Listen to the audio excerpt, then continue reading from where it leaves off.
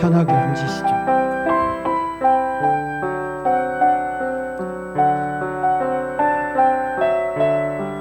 매월 첫째 일요일 날은 포살을 하게 됩니다.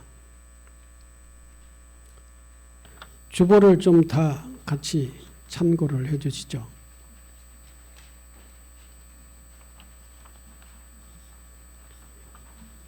예. 당신의 노년을 어떻게 준비합니까? 라고 하는 건데,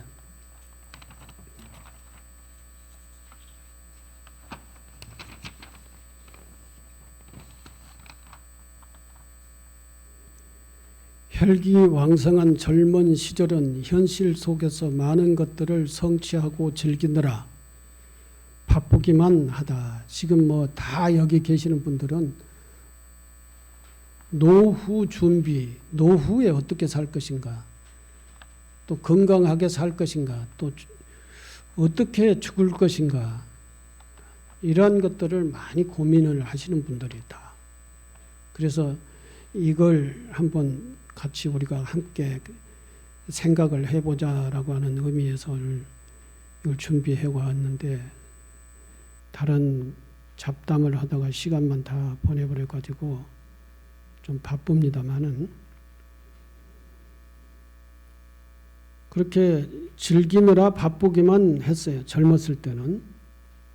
게다가 자식들을 키우고 뒷바라지 하느라 정신없이 살다 보면 어느덧 중년을 지나 노년에 접어들어 있기 마련이다.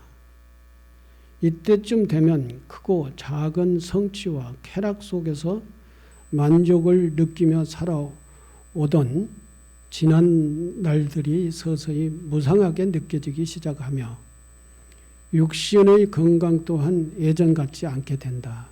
지금 여러분들의 입장이죠. 지금쯤 와 보니까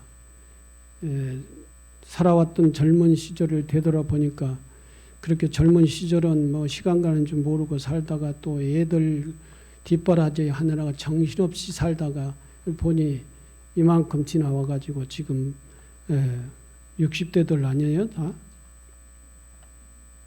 50대들이 계시는가 모르겠어요.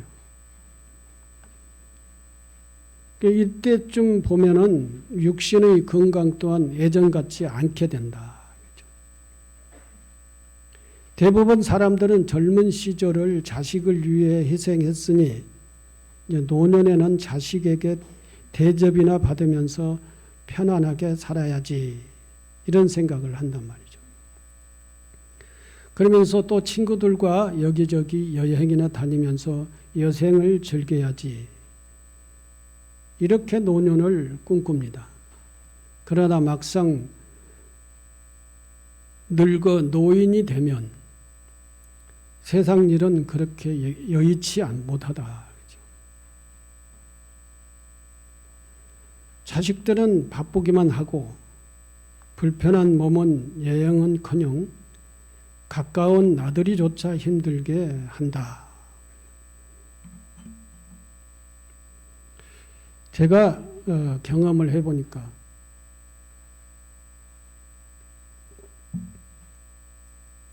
(60대) 중반까지는 자유스럽게 여행을 할 수 있는 사정이면 자유스럽게 여행을 할 수가 있겠더라고요. 60대 중반이 넘어서 이제 70 가까워지면은 이제 혼자 여행 못 해요.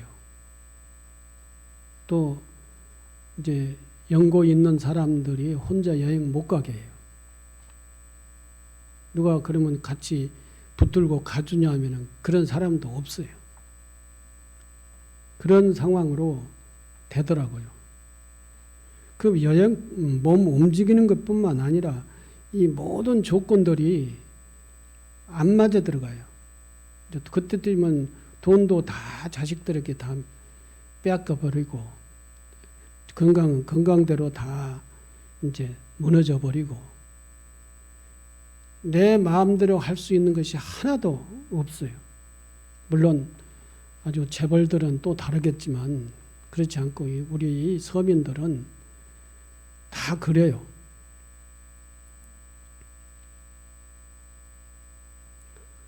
자식들은 바쁘기만 하고 불편한 몸은 여행은커녕 가까운 나들이조차 힘들게 한다.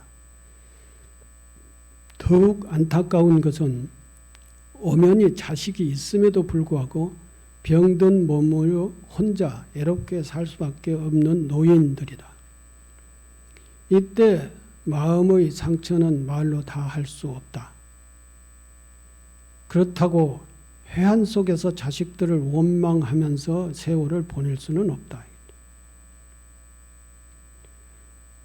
부처님께서 그렇게 말씀을 하셨죠. 이러한 것을 다 살펴보시고 부처님께서 사람의 몸은 기약할 수 없다. 사람의 몸은 때가 되면 마침내 무너지며 이내 사라지고 만다는 것을 알아야 된다. 사람은 몸은 기약할 수가 없어요. 언제나 언제나 젊고 그렇지 않다는 거예요. 무상이 도리라는 게 있어가지고 세월이 흐르면 사람의 몸은 늙고 또 병들고 그리고 이렇게 될 수밖에 없다는 것이죠. 그런 것을 알아야 된다. 그리고 미리서 이 지혜에 있는 사람들은 늙고 병든 것을 알면서도 그걸 실감을 하지 못해요. 젊었을 때는. 그걸 실감하고 미리서 준비를 하는 다는 사람은 굉장히 지혜가 있는 사람이죠. 뭐 경제적인 것도 미리서 조금씩 준비를 하고 또는 건강도 미리서 탄탄하게 꾸리고 모든 상황들을 내가 늙어 병들었을 때를 미리서 준비하고 이렇게 하는 사람이 별로 없어요. 그렇게 우리 사회에 일반 사람들은 그렇게 충분치 않아요. 이 몸이 늙고 병들면 그동안 그토록 소중히 여기며 살아왔던 자식들, 재산, 권력, 명예 등 모든 것들이 다 부지럭이 없게 된다. 이제 생은 얼마 남지 않았다. 앞으로 여생을 어떻게 살아갈 것인가를 진지하게 생각을 해봐야 한다. 이건 지금까지 우리들의 일상적인 상황을 이렇게 정리해서 말씀을 드려보자면은 이렇게 얘기를 할 수가 있어요.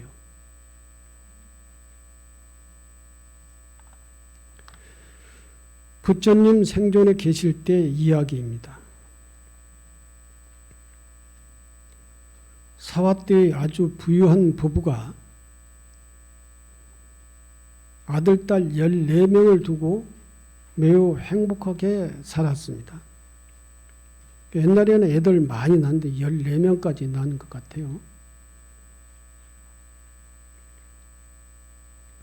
그런데 남편이 먼저 세상을 떠났습니다. 아내는 그 부유한 그 재산을 자식들에게 공평하게 다 나누어 줬어요. 남편이 돌아가시고 난 이후에 어머니가 그 부유한 재산 그것을 전부 다 14명으로 14개로 나누어 가지고 자식들에게 다 나눠 줬어요. 그리고 자식들과 함께 살기 위해 14명의 자식을 차례로 돌아가면서 찾아가 보았다. 그러나 모두가 얼마 지나지 않아 귀찮아했습니다. 큰아들, 큰딸 이렇게 순서대로 찾아가서 같이 살자라고 해보니까 처음에는 뿌리칠 수 없어서 같이 다 살았어요. 근데 얼마 안 있어가지고 아무리 내가 큰 아들이지만 좀 둘째 아들 집에서 좀 가서 사실 수 없습니까? 이런 분위기예요. 그런 걸 느껴. 아무리 제가 큰 딸이지만 둘째 딸의 집에 가가지고 좀 계시다 오세요. 뭐 이러한 것을 은연중에 다 풍기는 것이죠. 그걸 본인이 제일 잘 느껴요. 당사자가. 그래서 그러한 느낌을 받으면은 다음 애한테 가서 같이 살자라고 했는데 그럼 받아들여요. 거부하지는 않아요. 근데 요즘 애들은 거부하는 애들도 있어요. 거부하는 아들, 딸이 거부하는 게 아니라 사위 며느리가 거부하죠. 먼저. 자식들, 그래서 이제 14명의 자식을 다 찾아가 봤지만 하나도 빼놓지 않고 다 처음에는 받아들여서 같이 살자고 하더니 얼마 지나지 않아서 다 귀찮아요. 14 자식이 다 그랬어요. 그래서 이 어머니가 얼마나 마음의 상처가 컸겠습니까? 그래야 그녀는 마음의 상처를 끌어안고 결심을 했습니다. 그래, 자식들에게 의지하지 말고 나대로 살자라고 하는 그러한 생각을 했어요. 그 누구하고 같이 살 것인가? 불자이니까 부처님한테 가서 출가를 하자. 그런데 출가를 하자니 몸은 이미 다 14명 자식을 낳아서 기르고 교육시키고 다 결혼시켜서 보냈는데 얼마나 시간이 많이 걸렸겠어요. 애만 낳으려고 해도 2년에 한 번씩 낳으려면 24년 걸렸잖아요. 24년 내 아니면 30년 내내 애만 낳는 것이죠. 그래서 세월 다 보내. 애를 많이 나누니까 이제 뭐 자기 몸 다 이제 그 애들한테 다 뜯겨가지고 뼈하고 가죽만 남았겠죠.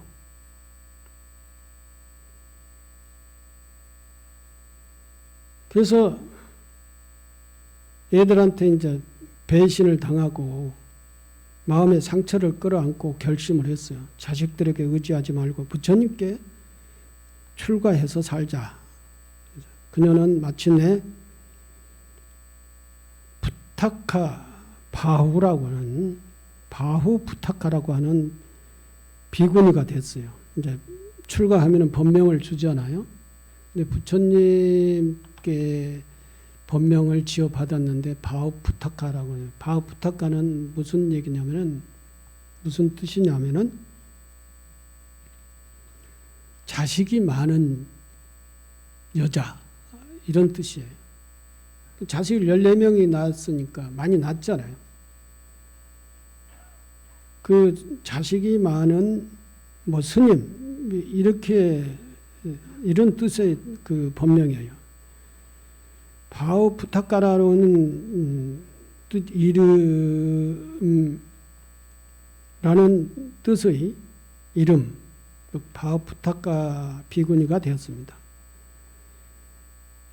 할머니가 되어 출가한 바우 부타카 스님은 남편과 함께 살던 부유한 과거의 생각에 연연할 시간이 없었어요. 한순간 한순간이 너무도 소중한 시간이었어요. 그때 와서 생각을 해보니까 나의 그 미래가 지금까지 살아왔던 삶이 뭐 최선을 다해서 애들 기르고 낳고 기르고 결혼시킨 것이 이제 최선인 줄 알고 살았는데 이제 그 자식들한테 가서 살라고 보니까 다 귀찮다라고 생각을 해서 이제는 마음의 상처를 입고 부처님한테 출가를 했는데 그 할머니가 돼서 출가를 했잖아요. 그래서 출가해서 이제 해야 되는 일이 뭡니까? 수행이지 않습니까? 수행을 이제 해서 깨달음을 이루어야 되는데 이게 너무나도 시간이 없는 거예요. 너무 다 늙었기 때문에 수행을 용맹정진도 할 수도 없고 그래서 마음이 조급한 거예요.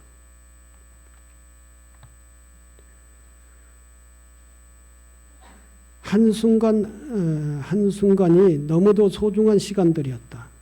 부처님께서 가르쳐 주신 수행법을 열심히 실천을 했어요. 그러던 어느 때 부처님께서 그녀가 밤새워 정진하는 모습을 보시고 그녀에게 부처님이 말씀을 했어요. 설사 100년을 산다 해도 여려의 가르침에 의지하여 수행하지 않고 허송세월을 보내는 사람의 삶은 아무런 의미가 없다. 열심히 정진하고 있는 바오프타카라고 하는 비구니 앞에 부처님이 오셔가지고 허송세월을 하는 것이 아니라 열심히 정진을 하라. 이런 법문을 하셨어요. 그게 이제 경전의 여러 형식으로 이제 많이 나옵니다. 그 문구가. 하루를 천년을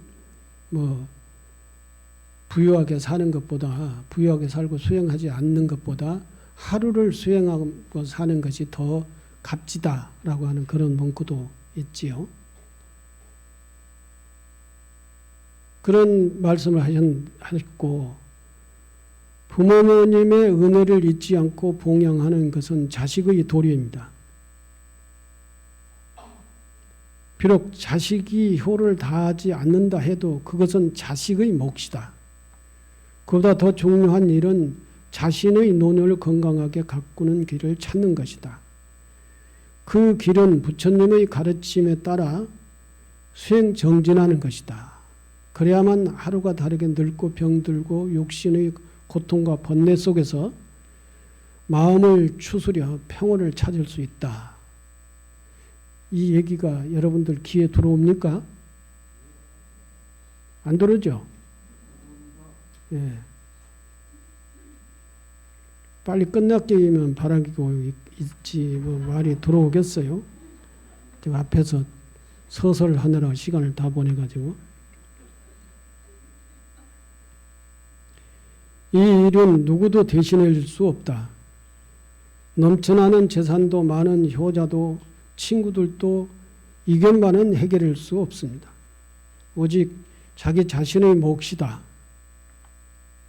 여기 바오프타카 스님처럼 세속을 버리고 출가하기는 어려울지라도 있는 자리에서 열심히 기도하고 수행에 정진해야 한다.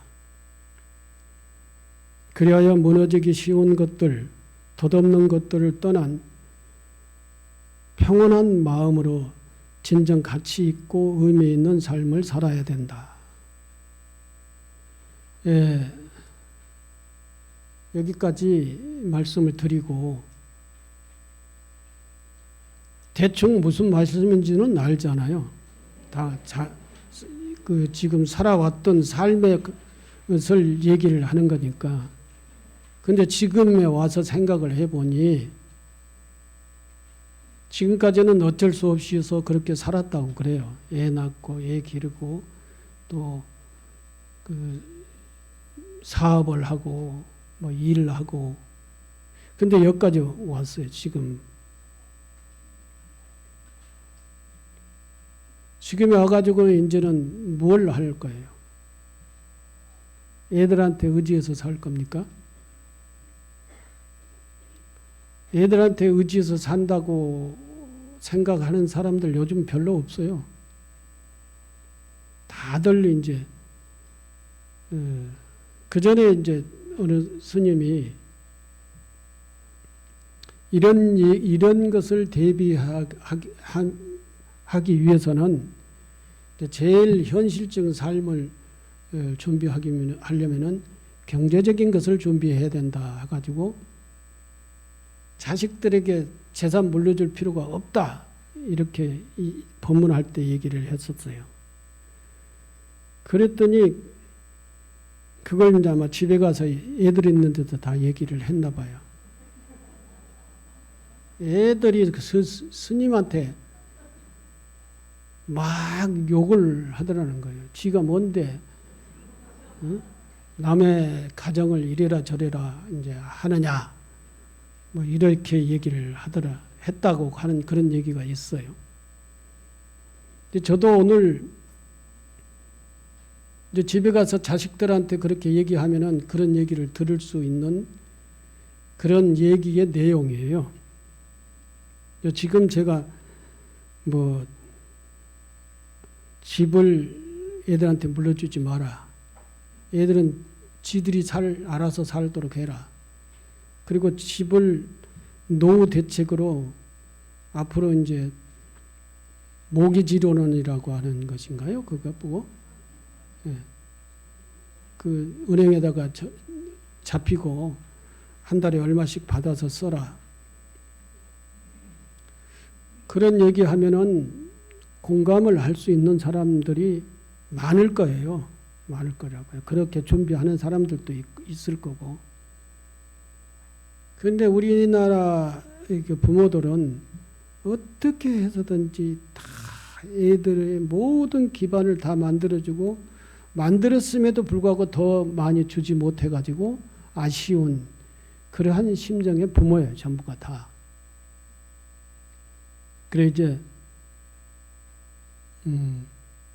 여러분들도 결론적으로 말씀드리면은 금강정사가 이 요사체를 하나 짓고 나면은 이제 그 방사도 있고 템플스테이 숙소도 있고 뭐 저쪽에다가 짓고 나면은 그 다음 이 이제 저쪽에다가 요사체 짓는 것도 있지만 저쪽에다 같이 노인 요양원을 지으려고 그래요. 오늘 노인 요양원을 홍보를 하는 결과가 되어버렸는데 노인 요양원을 지어서 적어도 한 4, 50명 정도는 함께 살아야 되겠다라고 하는 그런 생각이에요. 돈이 절에 많이 없으니까 뭐 100명 정도 이렇게 사는 노인 요양의 규모를 지을 수가 없고 4, 50명 정도 지어야겠다 이렇게 생각을 하고 있고 그 불사를 하려고 그렇게 생각합니다. 그러니까 여러분들도 적어도 한 많으면 좋지만 5천만 원 이상씩은 돈을 다 가지고 있어야 돼요.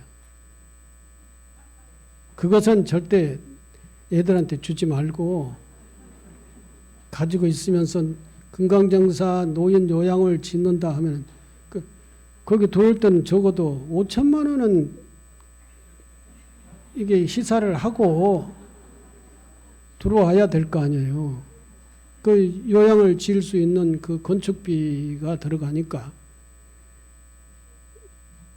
그 얘기 하려고 내가 이것을 준비는 하는 것은 아니었는데 얘기를 진행하다 보니까 얘기가 여기까지 왔네요. 제가 마음이 약해가지고 서두에 그 얘기를 하지 말고 바로 이 얘기를 진행을 했으면은 시간도 많이 안 끌리고 할 말 다 했을 텐데 괜히 뭐 전쟁 얘기하고 뭔 얘기하고 하다가 이게 할 얘기를 다 못하고 끝나게 되는 거고 지금 빨리 끝내고 부축도 해야 되는데 어쨌든 그 말씀까지만 마무리하고 정리를 하겠습니다. 노인 요양원에 들어와서 거기서 여생을 보내시고 거기 노인 요양원에 들어가면 다른 노인 요양원하고 틀려요. 와서 기도도 하고 또 뭐 수행도 하고 그렇게 하다가 이제 거기서 여생을 보내는 근데 거기 건축비만 가지고 들어와서 살면은 이제 절에서 전부 다 돌아가실 때까지 다 마무리를 책임을 지을 거니까. 네? 다 책임진다니까. 노인 요양원이 다 그런 거 책임지는 것이지 뭐.